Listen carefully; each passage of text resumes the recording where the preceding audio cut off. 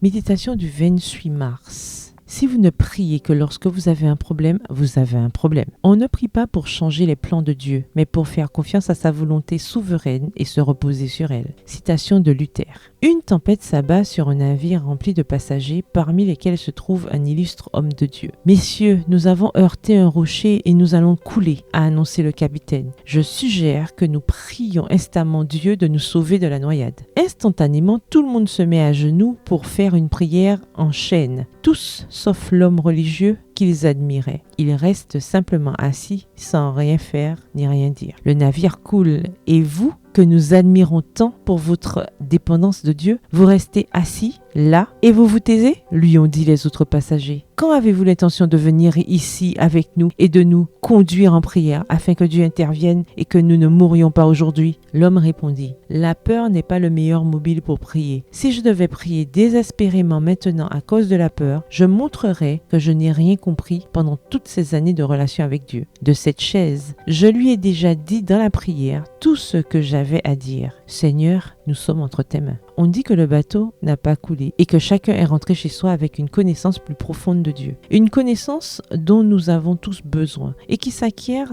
précisément lorsque nous menons une vie quotidienne de prière. Si je ne prie que lorsque j'ai un problème, j'ai un problème. Prier, c'est autre chose, de beaucoup plus profond. Oswald Chambers disait « Nous prions quand il n'y a rien à faire, mais Dieu veut que nous prions avant tout ce que nous faisons. » Pourquoi? Car c'est cette habitude de prière quotidienne qui nous permet d'aborder nos grandes crises sans crainte, en ayant développé une telle confiance en Dieu que, le moment venu, elle nous pousse à dire, comme Jésus l'a dit dans son moment d'angoisse avant sa mort, « Non pas ce que je veux, mais ce que tu veux. » Matthieu 26, verset 39 dans la version second 21. Car nous sommes entre ses mains. La prière n'est pas une bouée de sauvetage, elle est la mer sur laquelle navigue le navire de la vie chrétienne. C'est une habitude quotidienne, une nécessité quotidienne, un privilège quotidien. Elle est essentielle à la vie spirituelle. Le verset du jour se trouve dans 1 Thessaloniciens 5, les versets 17 à 18 dans la version Bible en français courant. Priez sans cesse, remerciez Dieu en toutes circonstances. Voilà ce que Dieu demande de vous dans votre vie avec Jésus-Christ. Bonne journée, que l'Éternel vous bénisse.